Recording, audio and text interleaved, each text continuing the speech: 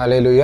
ഞാനിപ്പോൾ cent Mary's basilica ബാംഗ്ലൂരിൽ നിന്നും നേരെ ഗോവയിലേക്ക് വന്നു. ഗോവയിൽ സെൻറ്റ് ഫ്രാൻസിസ് സേവിയറിൻ്റെ ഭൗതിക ശരീരമടങ്ങുന്ന ദേവാലയത്തിലാണ് ഞാനിപ്പോൾ.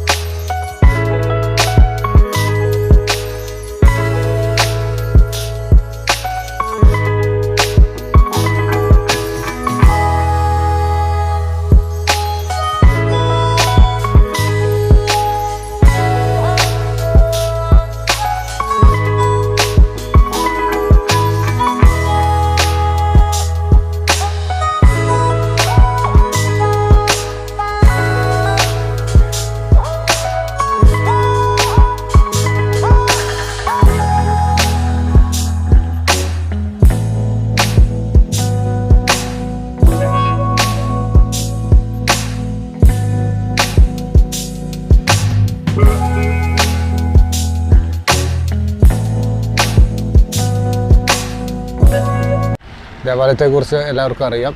ഞാൻ ഇങ്ങോട്ട് കടന്നു വന്നപ്പോൾ ഞാൻ വിശുദ്ധ കുർബാന നഷ്ടപ്പെടുമോ എന്നുള്ളതൊരു സംശയമായിരുന്നു. ഞാൻ വെളുപ്പിന് 4 മണിക്ക് റെയിൽവേ സ്റ്റേഷനെത്തി. പിന്നെ അവിടെ നിന്ന് ഒരു 5 കിലോമീറ്റർ നടന്നു വന്നു. നടന്നപ്പോൾ വിജനമായ സ്ഥലത്തേക്കടെയാണ് നടന്നത്. അങ്ങനെ എന്തായാലും കൃത്യം സമയത്ത് ഞാനിവിടെ എത്തി. ഇവിടെ വിശുദ്ധ കുർബാനയിൽ സംബന്ധിക്കാൻ പറ്റി. വിശുദ്ധ കുർബാന ഒരു ദിവസം പോലും മുടങ്ങരുത് എന്നുള്ളതാണ് എൻ്റെ ആഗ്രഹം. കർത്താവിനോട് പറഞ്ഞിട്ടുണ്ട്. അത് കാരണം കർത്താവ് അതെല്ലാം ക്രമീകരിക്കുന്നു. കറക്റ്റ് ഞാൻ വന്നപ്പോൾ സമയത്ത് തന്നെ വിശുദ്ധ കുർബാന ലഭിച്ചു.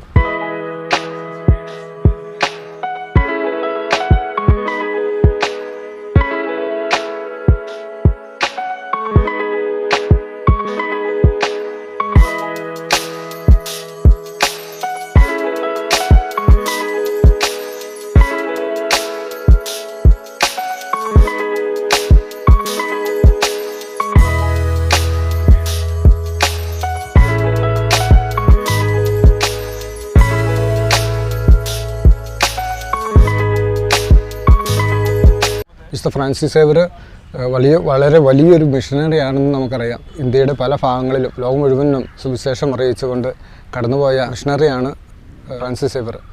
നല്ലൊരു മിഷനറി ആയിരിക്കാം. ക്രിസ്തുവിൻ്റെ സ്നേഹം ഇനിയും മറ്റുള്ളവർക്ക് പറഞ്ഞു കൊടുക്കുവാൻ ഫ്രാൻസിസ് സേവിയറോട് നമുക്ക് പ്രാർത്ഥിക്കാം.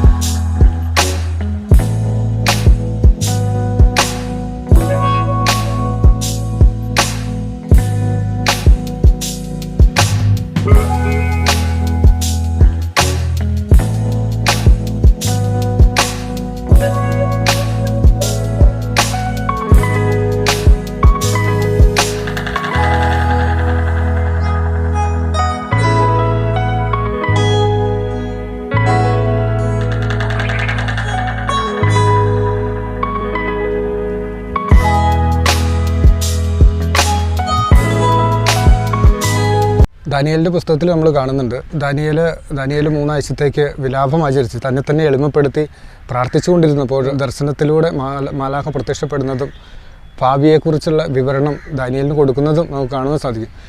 നമ്മൾ എളിമപ്പെട്ടുകൊണ്ട് പ്രാർത്ഥിക്കുമ്പോൾ ദൈവത്തിൻ്റെ ശക്തി നമ്മളിൽ വെളിപ്പെടും. നമ്മളിൽ മാത്രമല്ല, നമ്മളിലൂടെ നമ്മൾ പ്രാർത്ഥിക്കുന്ന വ്യക്തികളിലേക്ക്, നമ്മൾ ഏത് ദേശത്തിന് വേണ്ടി പ്രാർത്ഥിക്കുന്ന ആ സ്ഥലത്തേക്ക് ദൈവത്തിൻ്റെ ദൂതന്മാർ ഇറങ്ങി വരും. അതുകൊണ്ട് ദാനിയേലിൻ്റെ അടുത്ത് മാലാഖ പറയുന്നുണ്ട്, നിൻ്റെ കാവൽ ദൂതനൊഴികെ മറ്റാരും എനിക്ക് സഹായത്തിനായിട്ട് വന്നില്ല എന്ന് മാലാഖ ദാനിയേലിനോട് പറയുന്നുണ്ട്. ദാനിയേൽ പ്രാർത്ഥിച്ചുകൊണ്ട് ഉപവസിച്ചുകൊണ്ട് ഇരുന്നപ്പോൾ ദാനിയേലിൻ്റെ കാവൽ ദൂതൻ മറ്റു മാലാഖമാരോട് കൂടി ആ ദേശത്തിന് വേണ്ടിയിട്ട് യുദ്ധത്തിന് ഇറങ്ങുകയാണ്. നമ്മളൊക്കെ കാവൽ മാലാഖമാർ ദൈവത്തിൻ്റെ സൈന്യത്തോടൊപ്പം യുദ്ധത്തിന് ഇറങ്ങണമെങ്കിൽ നമ്മളും കാവൽ മാലാഖമാരോട് കൂടെ നമ്മൾ പ്രാർത്ഥിക്കേണ്ടതുണ്ട്. അങ്ങനെ പ്രാർത്ഥിക്കുമ്പോൾ ആ ദേശത്ത് മാലാഖമാർ ഊരിപ്പിടിച്ച വാളുമായിട്ട് ഇറങ്ങി അവിടെ യുദ്ധം ചെയ്യും. അങ്ങനെ ആ ദേശത്തെ അന്ധകാരത്തിൽ നിന്നും വിടുവിക്കുകയും ചെയ്യും. ദൈവം നോക്കിയപ്പോൾ ദാനിയേലിനെയാണ് അവിടെ പ്രാർത്ഥിക്കുന്ന ഒരു വ്യക്തിയായിട്ട്, എളിമപ്പെടുത്തി പ്രാർത്ഥിക്കുന്ന ഒരു വ്യക്തിയായിട്ട് കണ്ടത്. നമ്മളൊക്കെ പ്രാർത്ഥിക്കുന്നവരാണ്, പക്ഷേ സ്വയം എളിമപ്പെടുത്തി ത്യാഗം ഏറ്റെടുത്ത് സഹനം ഏറ്റെടുത്ത് പ്രാർത്ഥിക്കുമ്പോഴാണ് അതിന് കൂടുതൽ ഫലമുണ്ടാകുന്നത്. നമ്മുടെ ആഗ്രഹങ്ങൾ സാധിക്കാൻ വേണ്ടി മാത്രമല്ല, നമ്മൾ പലപ്പോഴും എന്തെങ്കിലും വേദനകളോ സങ്കടങ്ങളോ ദുഃഖങ്ങളോ വരുമ്പോഴേക്കും ഓടി ധ്യാനകേന്ദ്രങ്ങളിലേക്കും അതിൽ ഏതെങ്കിലും ബ്രദർമാരെ കാണുവാനും പ്രാർത്ഥിക്കുവാനും ഒക്കെ നമ്മൾ ഓടുന്നുണ്ട്. പക്ഷേ നമ്മൾ സ്വയം സഹനം ഏറ്റെടുത്ത് പ്രാർത്ഥിക്കുമ്പോഴാണ് ദൈവത്തിൻ്റെ ശക്തി കൂടുതലായിട്ട് വെളിപ്പെട്ട് കിട്ടുന്നത്. സഹനം ഏറ്റെടുത്ത് പ്രാർത്ഥിക്കുമ്പോഴാണ് നമ്മുടെ ദൂതന്മാരോട് കാവൽ ദൂതനോട് കൂടെ സ്വർഗീയ സൈന്യത്തിന് ഇടപെട്ടുകൊണ്ട് ഈ അന്ധകാര ശക്തികൾക്കെതിരെ പ്രവർത്തിക്കാൻ സാധിക്കുന്നത്. അവിടെ വേറെയും ജനങ്ങളുണ്ടായിരുന്നു, പക്ഷേ അവരാരും പ്രാർത്ഥിച്ചതായിട്ടോ അവരുടെ കൂടെ നടന്നതായിട്ടോ അവരുടെ കാവൽ ദൂതൻ ഈ മാലാഖയ്ക്ക് യുദ്ധം ചെയ്യാൻ കൂട്ടിനായിട്ട് വന്നതായിട്ടോ അവിടെ പറയുന്നില്ല. ദാനിയേലിനോട് മാത്രമാണ് പറയുന്നത്, നിൻ്റെ കാവൽ ദൂതനൊഴികെ, ദാനിയേലിൻ്റെ കാവൽ ദൂതനൊഴികെ വേറെ ആരും സഹായത്തിന് വന്നില്ല, വേറെ ആരും സഹായത്തിന് വരുവാൻ വേണ്ടി അവർ പ്രാർത്ഥിച്ചിരുന്നില്ല. അതുകൊണ്ടാണ് അവിടെ മറ്റു ദൂതന്മാർക്കും മറ്റു മാലാഖമാർക്കൊന്നും അവിടെ യുദ്ധത്തിനായിട്ട് ഇറങ്ങിത്തിരിക്കാൻ സാധിക്കാതെ വന്നത്. അതുകൊണ്ടാണ് ഞാൻ ഈ യാത്ര ഇങ്ങനെ തുടർന്നത്.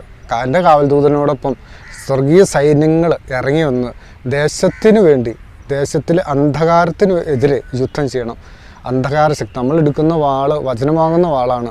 സത്യം കൊണ്ട് അരമുറുക്കി നീതിയുടെ കവചം ധരിച്ച് വചനമാകുന്ന വാളെടുത്തിട്ടാണ് പോരാടുന്നത്. നമ്മുടെ യുദ്ധം ആത്മീയ യുദ്ധമാണ്. നമ്മളൊരു കൈ കൊണ്ടോ കാലുകൊണ്ടോ വാളുകൊണ്ടോ ഒന്നും അല്ല നമ്മൾ യുദ്ധം ചെയ്യുന്നത്. നമ്മുടെ യുദ്ധം ആത്മീയ യുദ്ധമാണ്. ഈ ആത്മീയ യുദ്ധം പ്രാർത്ഥനയും ഉപവാസവും പരിത്യാഗവും ഒക്കെയാണ്. അതുവഴിയാണ് രാജ്യത്തിന് നമുക്ക് മേന്മ കൊടുക്കുവാൻ പറ്റുകയുള്ളൂ.